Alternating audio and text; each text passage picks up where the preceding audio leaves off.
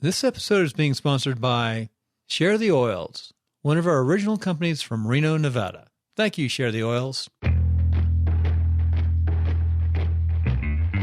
Welcome to WP-Tonic, episode 62.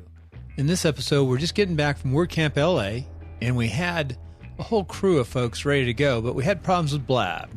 So at the end of this clip with Jonathan and me, we're going to throw in the episode that never was. Well, without further ado, let's get right into the episode and let's talk some WordPress.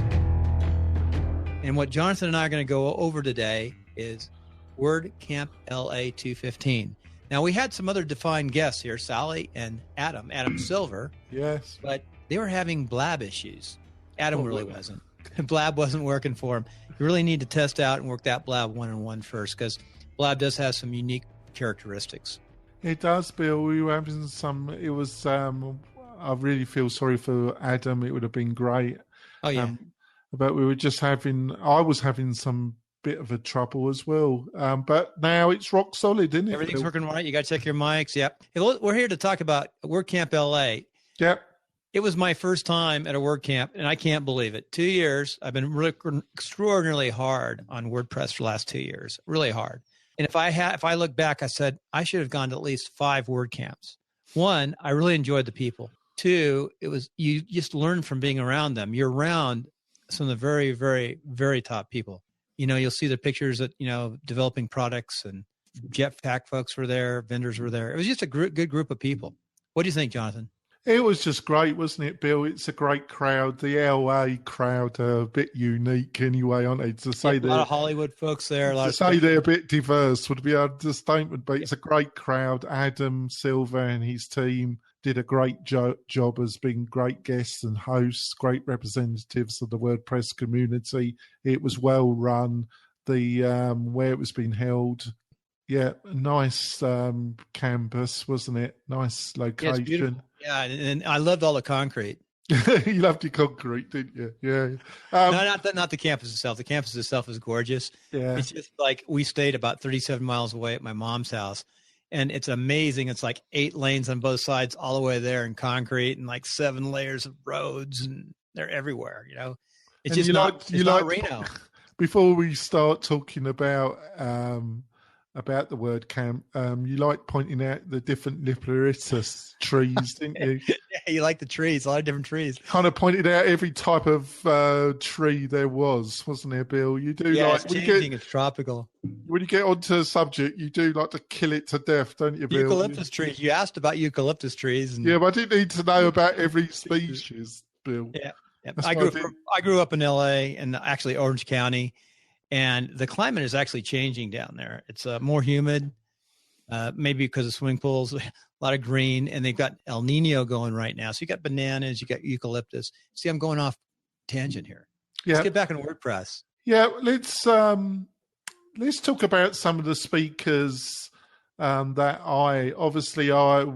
WP-Tonic was one of the sponsors, and I had a table there, and I didn't see it. But you helped out a bit as well. So I managed to see some of the speakers on Saturday and a few more on Sunday.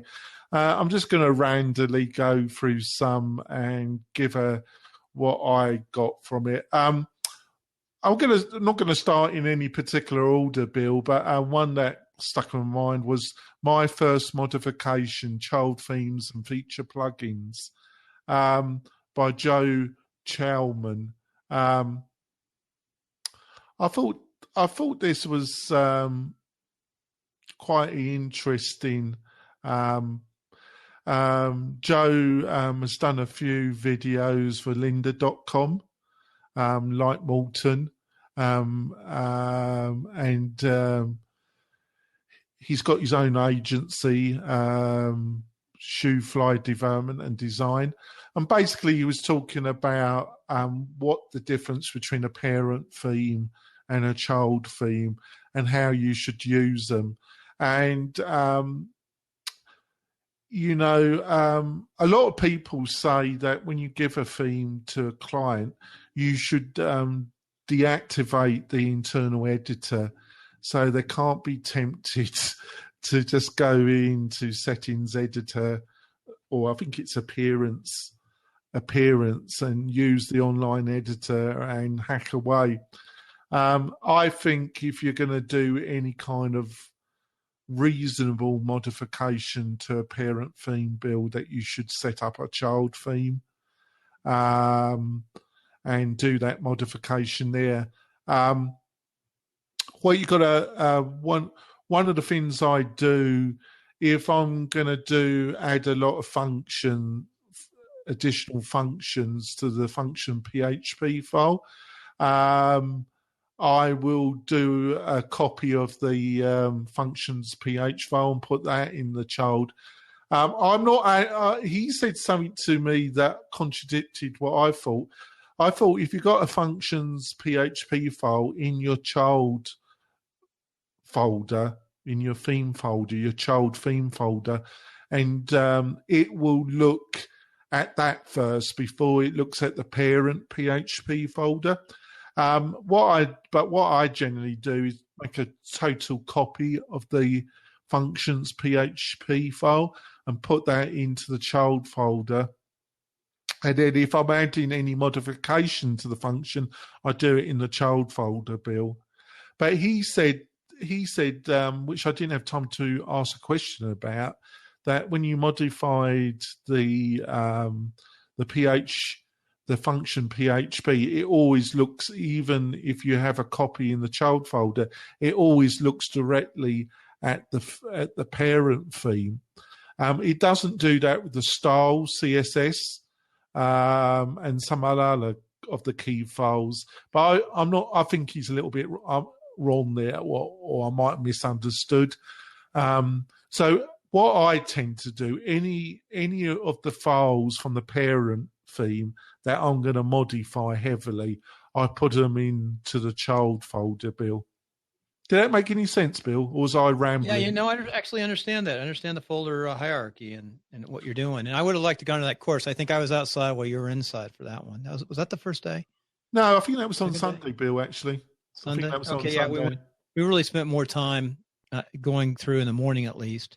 Yeah, I think it's really important to make a child theme and learn how to do it, or get your developer that's setting it up to do it. I always cringe when I'm working for a client, through WP-Tonic, or I'm doing some local customization, and they've done a load of changes and it's directly to the parent theme. Because basically, for security reasons, you're probably going to be, it's not a good idea to have a parent theme and not update it when the update's available. Mm-hmm. But even if I had a child theme set up, I still wouldn't update the parent theme on a production site without testing it on a staging site. Right. I would err on caution when I'm updating stuff on a production site, even though I've made a child theme, Bill.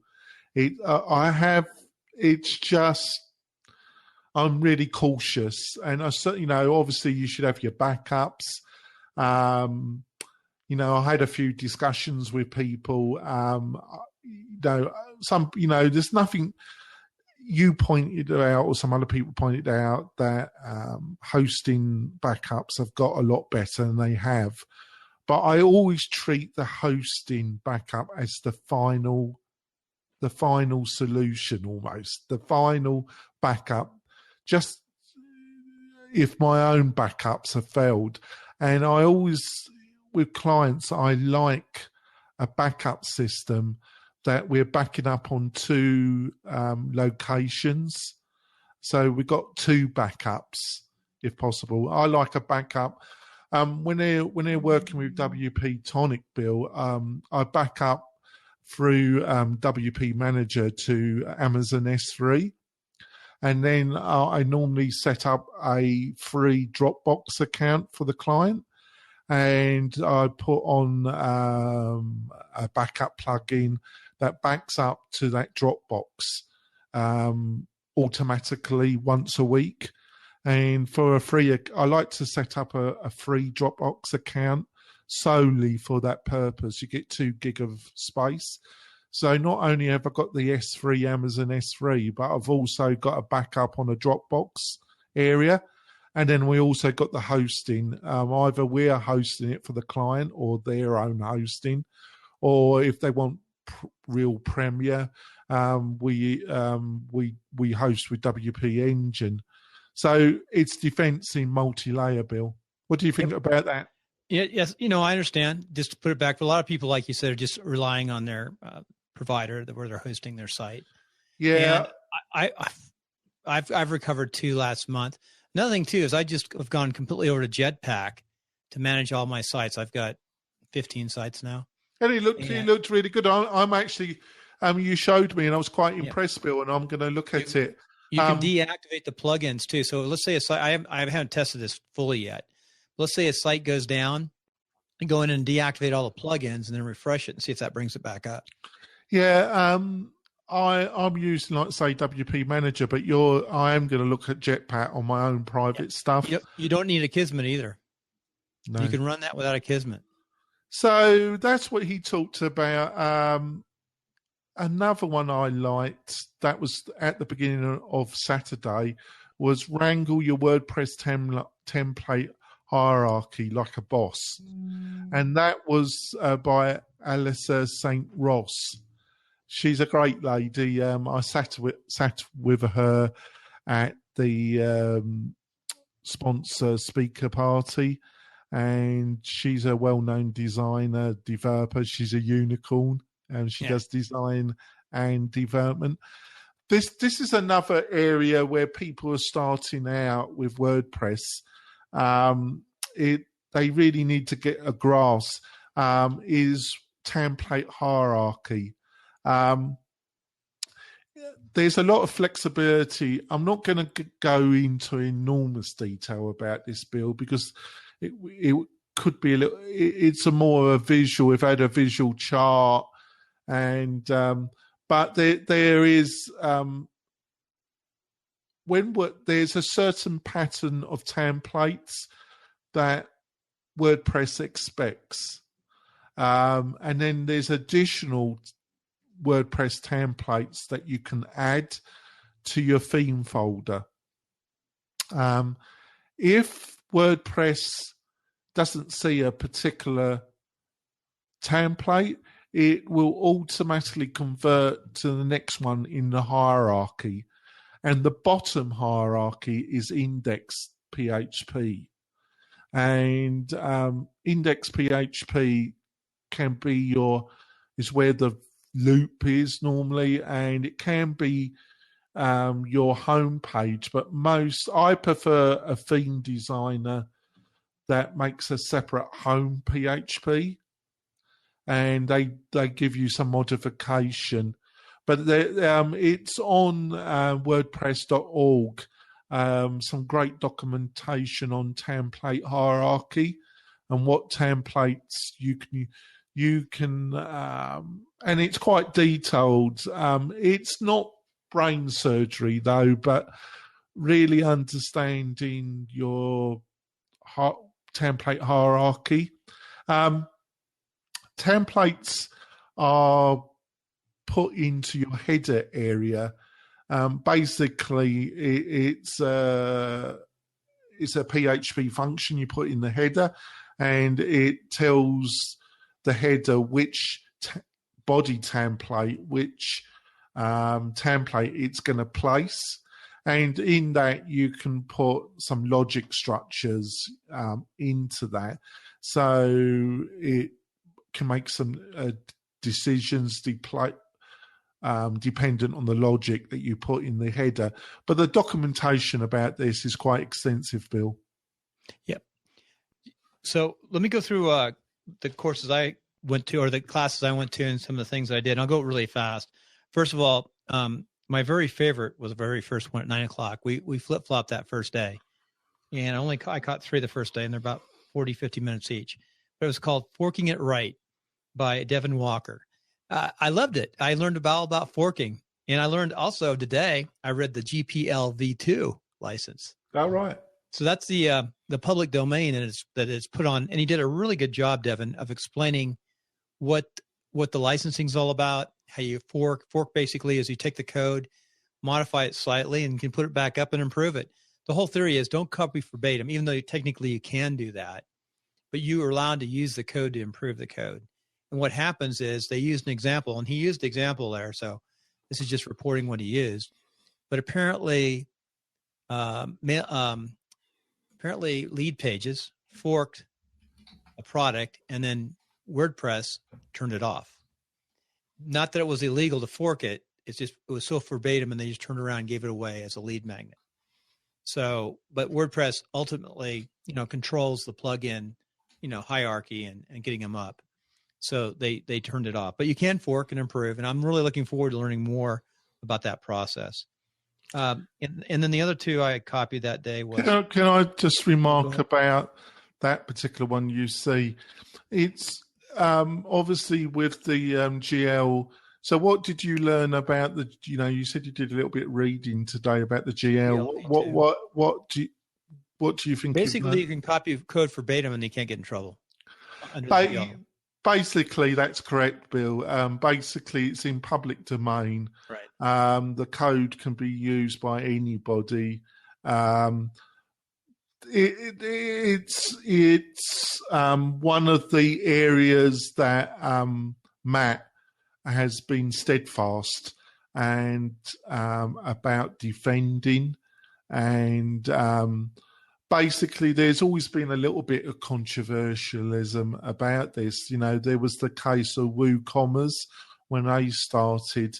Basically, I forgot the other plugin, which basically they took the code from another plugin and improved it. And what seemed to have happened is they made there was a plugin that seemed to be getting a bit stuck, and they went to the owners of the company and said, we'll buy it.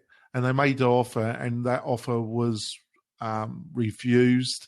And then they decided to take the code and improve it themselves. And a couple of the developers that was working on the plugin moved to WooCommerce, and that's how they got started. I don't know. They explained some of that process, the early process and the early themes. Yeah, ThemeForce actually was part of that too, I think. I don't know about that actually, Bill. But the reality is anybody can, but there is in the WordPress community, there's a way of doing it and a way not to do it. And like what you pointed out and Devin pointed out, I didn't know about lead pages. I actually don't know about that. But, some people haven't exactly done themselves an enormous favor with the WordPress community by, the biggest one, and I'm not going to spend too much time on it, is this whole confrontation between themes and Matt. That's a web address issue. Well, the core of it is the GL license, because basically Thesis, were trying to copyright and protect code that was originally developed under the GL license, and Matt just said that wasn't appropriate, that couldn't be allowed, and this has been a continuous argument between him and the owners of Thesis Themes, Bill. Yeah. Let me drive on so we can wrap this up. It's late at night. This is a special show. We're putting another one out here later this week. So I caught, Steve Zinnut, I think is his name. We had dinner with him. We went to the sponsor dinner on Friday, which is fantastic. We were a little like Korean barbecue afterward, though, but it was fun. A lot of folks. But he talked about survival skills, 20 years in tech. That was a really good presentation. Is about how he developed his business. He went for 2 years when he broke off by himself without making any money. He was just hustling, scrambling, doing whatever he could do. he said you had to change with the time. So he had about 20 years. And some of these are Hollywood folks. And he's got 6 folks in his agency. And then selling WordPress products. I can't remember that a whole lot. I think I went to that. I can't remember. Yeah, it was all Hayes, was it, Bill? I can't remember that one, but the It ones was I the can drinking remember. on Saturday that done it, wasn't it? Yeah. So on Sunday, you were driving and you kept it down, didn't you? And they had good lunches too. Hey, on Sunday, we saw a little bit more, but we left about lunch. Really met some nice people at lunch though. So at 9:00, let's see, using WordPress as a learning management system. I love that one. That was good too. The fork was my favorite, but I just liked the whole issue of talking about learning management systems. I think some of our shows we've talked about that, like membership sites where you set up your learning management. And if anybody knows out there, I'm working on a couple classes right now that I'm trying to push out. I'm working really hard. I'm really got a lot done today, by the way. We're going to put a class up on Udemy, and then we're going to put one up on our own site. So that's kind of fun. And I also watched, which kind of not many people went to this one, but it was Senior Friendly Design. And it was interesting listening to the guy because I know a lot of the issues he's talking about. But the government is making certain websites be compliant. Right now, they're only federal sites for certain colors, things like that. But as soon as the government works with the private sector and gives them some money for some contract, they're going to force the private sector to comply with these, ADA issues of access within these websites. Yeah, actually, I forgot the gentleman's name, but I actually saw that presentation in Las Vegas. John Gambio. It actually was an excellent presentation. No, excuse me, just to regard. It's Kareem Tashma, yeah. Sorry about that. It was an excellent presentation, actually. He had some, one of the things that in general that when it comes to theme design and it's a time cost issue, is the amount of the male population that are colorblind to some degree. He showed that, yeah. He actually, if I remember from the Las Vegas, did he not, if it was the same presentation completely? Yeah, I'm sure it was the same presentation. He talks about, Zuckerberg of Facebook. He's actually colorblind, and that's one of the reasons why Facebook is blue. Because it's one of the Facebook. Blue is by the easiest color to see. Yeah, which I didn't know. I thought that was fascinating. And I thought it was a great presentation, actually, Bill. It had some real insights to it. Yeah, I thought that was good you brought up Facebook, because bringing up Facebook right now, you can see the nice, dark, rich blue color. And you can pull that. I don't know what it is, but it's easy to pull and find out what color that is, but it's a deep, rich color. And you think about it, if you want people to feel familiar with your site, that's not a bad color to have, the Facebook color, because it's like you sort of brand with them a little bit. And then also they'll use green, I think, Facebook. I'm not sure. Shall I talk about one last one? Hey, okay. And then I got a couple more too. Hey, let me finish mine. We'll go to yours to finish up. The other one I went to that a lot of people didn't go to is understanding and combating global censorship with WordPress. Now, I've been in politics for 6 or 7 years. I actually have a political show called Politics of Success. Find that at politicsofsuccess.com. And, the FCC took over the internet this year on some of the management and watching. And they are going to start watching out for kids in certain conditions. That's one of their goals. They haven't done anything yet. But that said, some of the worst censorship comes from, and the number one country being China. And then you'll get a little bit in Russia. And then the Middle East and all other countries, they've got censorship except for like Afghanistan. So they talked about the censorship around the world. Then they talked about what's going on in Europe. And there's people making certain people comply. If you want anything in our country, you got to comply to our rules, period. So different countries are shutting off people from certain IP addresses. North Korea, they're just doing it. So it was kind of depressing to listen to it, but it was interesting. And then finally, it's not that unexpected considering the Arab Spring and how, also the uprisings in Iran, how social media has been utilized, how websites are being utilized. Especially, the most effective have been the North Koreans and Chinese, and to some extent the Iranians. But I actually think the Iranians bought a lot of British expertise and also Chinese expertise. They're using a legal copy of an American product that's used in the mainframe right now. Yes. They talked about Iran. But, after the Arab Spring, it rattled the Chinese authorities even more, and it's really rattled a lot of They use Twitter. The Middle East remaining dictatorships, and they can see, social media is used by the populace, and they don't want that, do they? They create actually code words to go around them for a short period of time. Like I forgot, they explained what Tiananmen Square's code word was and things of that nature, so that people can actually communicate. Thank goodness I live in America. And we have liberties and freedoms, and freedom of speech. In England too. England and Denmark, I think, is very liberal in their speech for the internet. Well, I understand. I'm not going to go into a lot of detail, but I think censorship in America and Britain is different. I think the censorship comes from self-censorship from the leading media companies. Let's face facts, Bill. The top 5 television and radio are controlled by 5 very large corporations. They're not exactly going to be talking, criticizing large business in the USA. What's great about podcasts in this environment that we're on right now? When it comes to Britain, the BBC does get most of its finance from the TV license. It's a form you have to pay a tax sum, but the reality is that license structure is totally controlled by the government of the day, and that's not me. That was me, unfortunately. So let me finish my last one. Yeah. I didn't go to this when we left at lunch because we had to get back. We got back in before about 11 o'clock into Reno. Beautiful drive, but we were tired.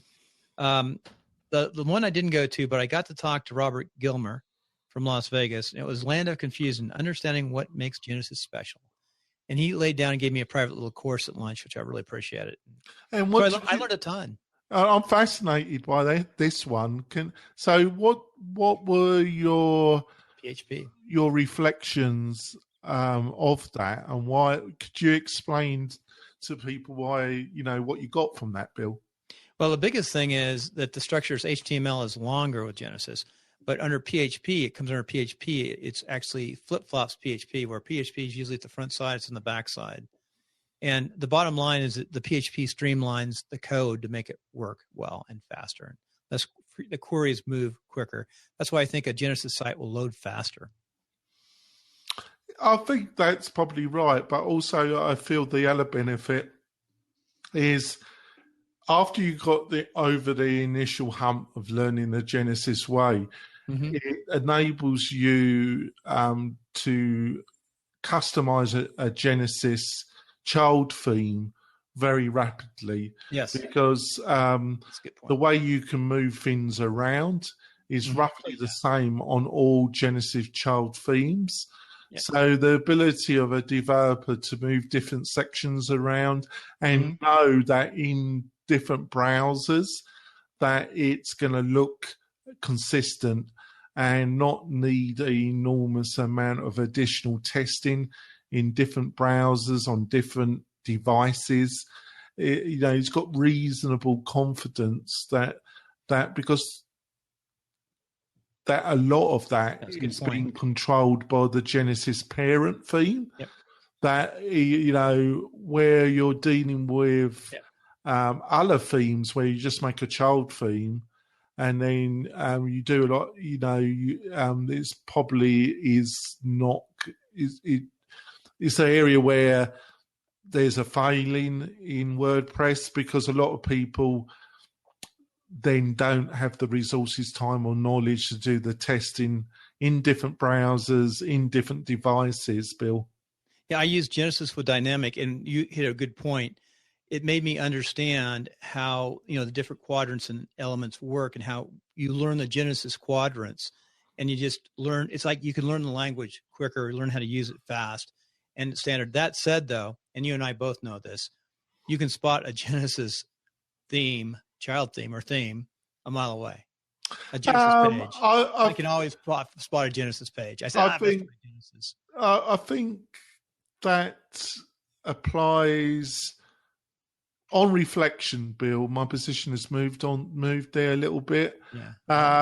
I think one of the reasons why that observation to some extent is true is more to do with Studio Press, because a lot of those themes in the Studio Press library, the child theme library, were designed by just two individuals. Yeah, no, I can see that. Yeah, I've made a lot of child themes myself now. Brian Gardner was the original, and then I forgot the gentleman that took over, and he's still the chief designer.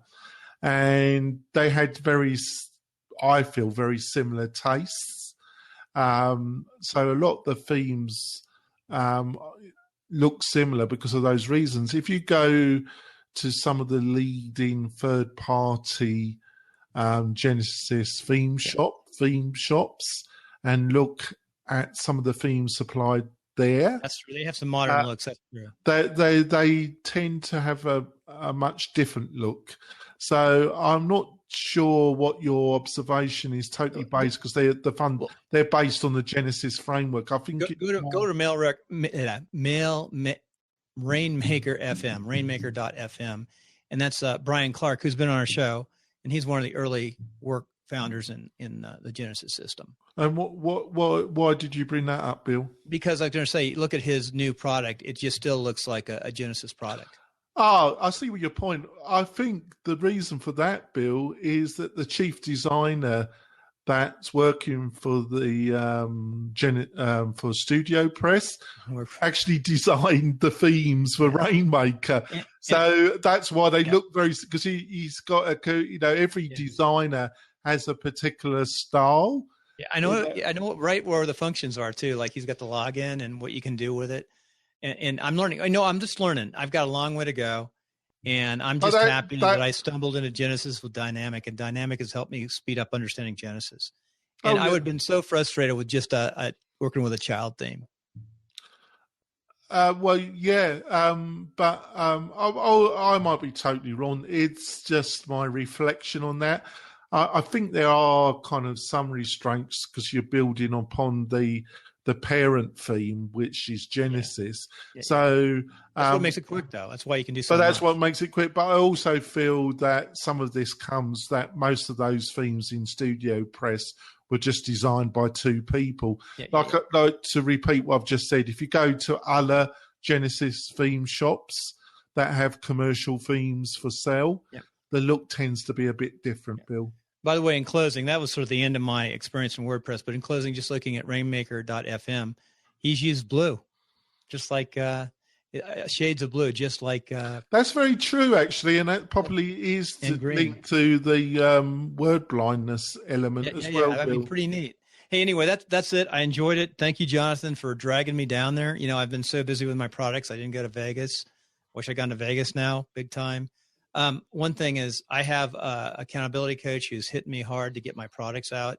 And actually it's a mutual thing. He's a guy from Silicon Valley, and I think he's WordPress, but he's sort of like other things in WordPress. But that said, I think it was well worth going to this WordCamp. I mean, I did lose 4 days working on my product, but I just felt three days, wasn't it? Well, no, because I was wasted the month yesterday. I could hardly function the next day. You get focused. You got all the things you haven't done last. It's a long drive, isn't it, Bill? But I didn't. What? Okay, we'll talk about the drive. Good thing is I listened to books I listened to books, and I listened to. And I listened to you, Bill, didn't I? Yeah, you got to listen to me.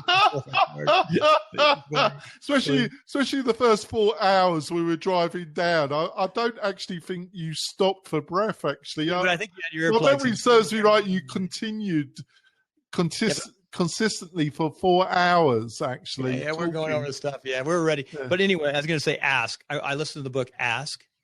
And Ask is about the funnel system and all the stuff you have to do. And it's really a big lead magnet, the book, for what he sells in his training. But at least it makes you think about different ways to build funnel systems and a story behind it. And he's done real well, made millions, of course. But that said, I listened to Ask. You have to listen to it twice, the second half.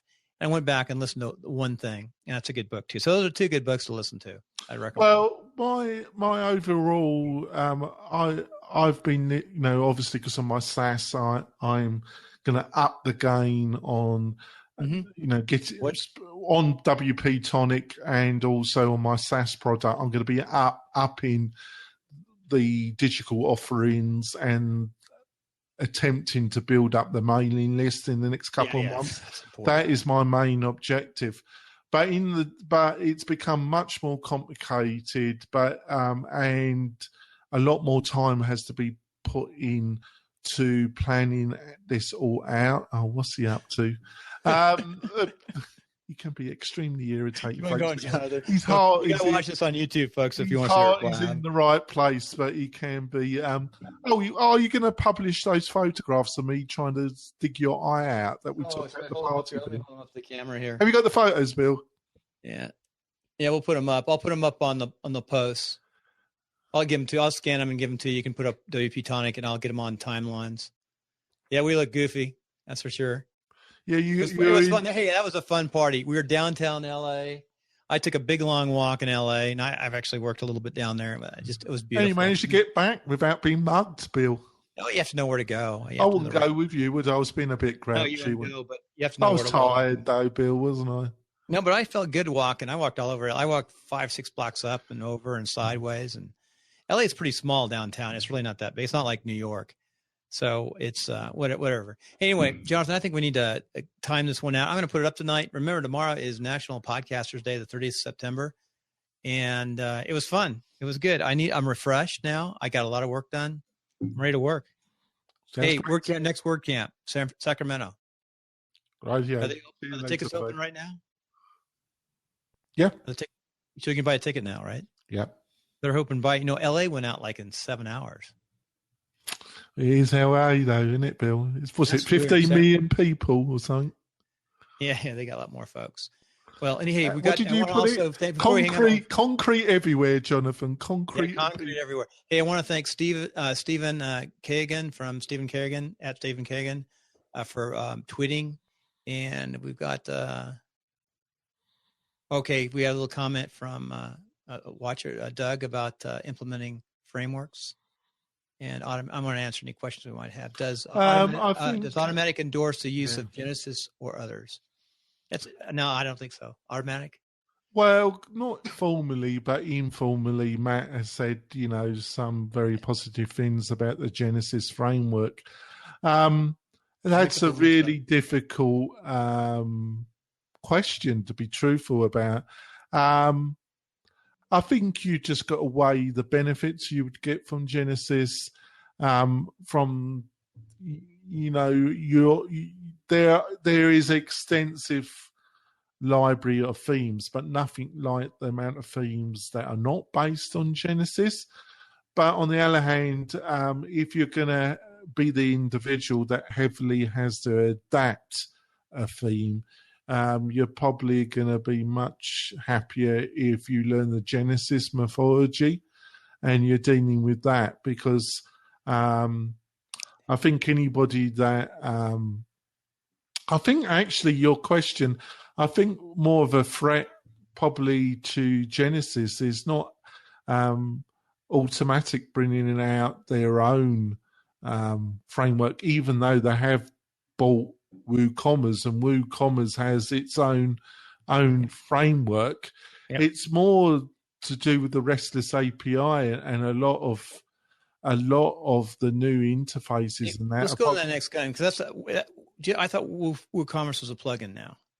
Well, it is, but on there they have the WooCommerce plugin, but they've got a whole theme shop and a whole set of themes, and they were bringing out their own framework called Canvas, which they only adopted on about a third of the actual commercial themes that they supply.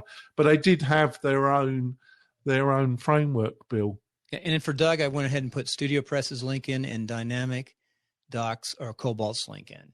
And if you want to go to my site, which is Podcaster's Home or newmediagold.com, and the tools, you can see some of those links. And I actually put products up with those sometimes.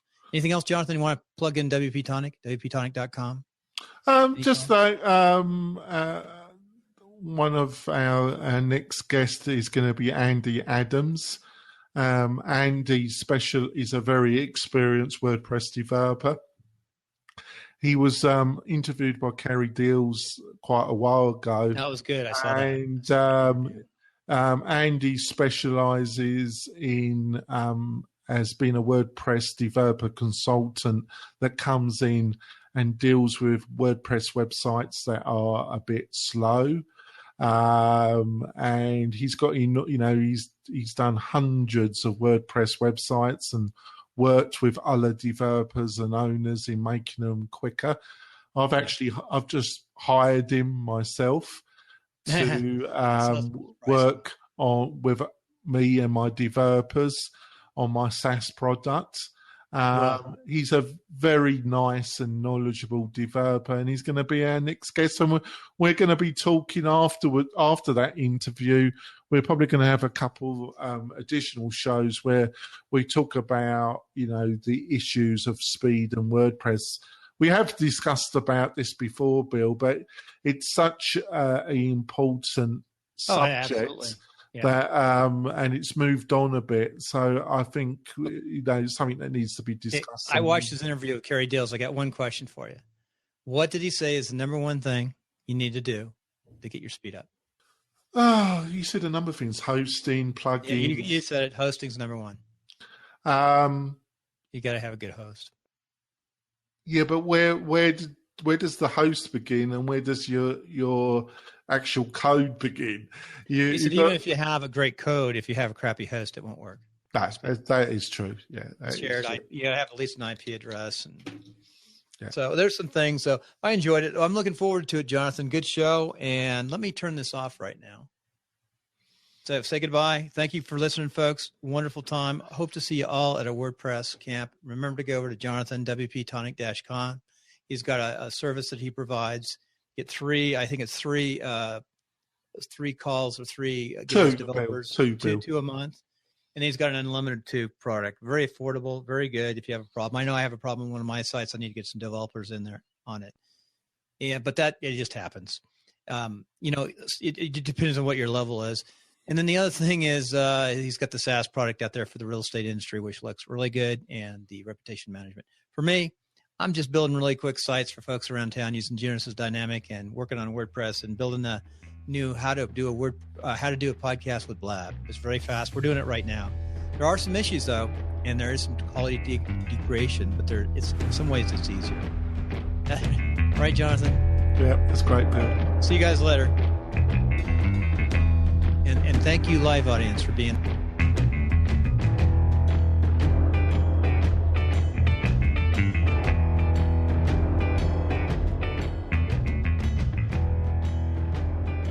And here's a bonus episode of the show that never was. Okay, say hi to Blab. Blab's having a rough day today. And we're going to be up on YouTube, of course. A couple seconds of silence. Welcome to WP-Tonic, episode 62. Also, this will be on Timelines as a special. And tomorrow, as a reminder, is National Podcasters Day. Cool. So we have 2 podcasts going up. But today, this is all about WordCamp LA 2015. And we have Adam Silver, Sally Gush, did I say your name right? Getch, Jonathan Denwood, and myself, of course. We all were there. Adam was one of the top guys coordinating it. Adam, were you like the number one guy putting this together? I was not. I was an organizer. You're not going to be able to hear him. One of 5. Okay. That's good. 1 of 5. But not number 1. No, I was in charge of. It was Alex Vasquez was the main organizer, Natalie McLeese, Greg Douglas, and Nathan Tyler, and myself. But Alex was the lead. Very good. So, what do you think of the show, Jonathan? I thought it was fantastic. I think the volunteers did an excellent job. It ran smoothly. To say it was a diverse and interesting crowd, Adam, would be an understatement, wouldn't it? Well, Jonathan has gone off into the low bandwidth world. Yeah, I couldn't understand any of what you just said there. He said it was a good time. Oh, right. Now I can. I think. Hey, do you guys want to come up on? Do you want me to set up real fast Skype? I can do all four of them some Skype. Think Skype would be better, Sally? What? I think at this point, almost anything would be better because I can't hear Adam and Bill unless I have two browsers open. I'll just Hey, say this real is Roy. quick. Do you mean a hangout, Bill? So real quick, No, I WordCamp think LA Skype. went much smoother than this event right now. Oh yeah. Hey, it's working now. We can all hear each other. I can't figure out why Sally has to have two browsers open. Well, she's quite the developer. That's why. She's not getting an echo. Normally, you get an echo if you had two browsers open. I'm getting an echo on my own voice and a big lag too. Sounds like she's been drinking too. Maybe we should put this at the front start. Hey, stay on while I set up this other system. Just stay on. I'll set it up. So you've got a choice. Do you want to go to Google Hangout or do you want to do a Skype call? I can put 3 people on. I think I can put 4 people on a Skype. Sure, you can put 8 people on a Skype call. Let me do Skype real fast. That's weird. You know, it might be the time of day for this event because I noticed today, I count how many things are going on Blab. And today they had at least 20% more people up on Blab. So maybe this is a downfall. So I'm going to go ahead and I got to remember it. So I got to get call recorder has to pop up. Come on, Mr. Call Recorder. Where are you? There it is. Back to old call recorder days. I haven't done one of these in a while. So I'm going to call, first person I'm going to call is Adam. Adam, I'm going to call you. I probably should call Jonathan, but this will be interesting. Sally, I'm going to call you next, I guess, and I'll call Jonathan. Hey, Jonathan, go ahead. Let's hang up on this. We'll say aloha. Hello. What are you going to do? Google Hangout? Yeah, we're going to go on to, right now, we're going to go up on Skype. No one can watch us then. Can you do 4 people on Skype? Yep, Yes. Yep. Okay, goodbye. Aloha. Okay, bye, everybody out there. I don't know what happened. This wasn't a good day for Blab. Too bad. So sad. Too bad.